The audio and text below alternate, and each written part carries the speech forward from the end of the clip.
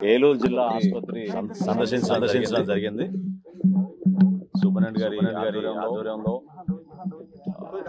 కొన్ని కార్యక్రమాలు కొన్ని ఆలోచనలు అదే విధంగా పేషెంట్స్ కి సౌకర్యాలు ఏ విధంగా పెంచొచ్చే దానిపైన కొంతవరకు అవగాహన తెచ్చుకోవడానికి ఒక ప్రయత్నం ఈ రోజు చేశాం.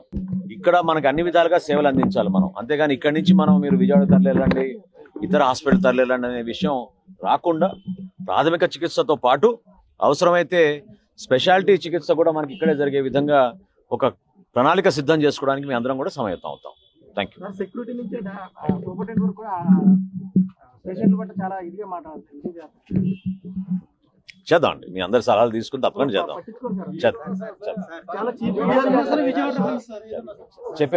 చెప్పారు గౌరవ ప్రజాప్రతినిధులు నా దృష్టికి తీసుకొచ్చారు. కొన్ని కేసెస్ రెఫర్ చేస్తున్నారు. అన్ని కూడా ఖాళీ ఉండట్లేదు. ఏదైనా ప్రమాదం జరిగినప్పుడు ప్రతి చిన్న కేసు కూడా విజయవాడ.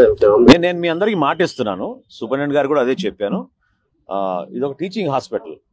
సో మనకి యాక్చువల్గా చూస్తే మనకి ఇంకా అద్భుతమైన సేవలు మనం అందించగలుగుతాం. ఎక్కువ మంది డాక్టర్లు మనకు అందుబాటులో ఉండాలి, కానీ ఆ కొరత ఉంది.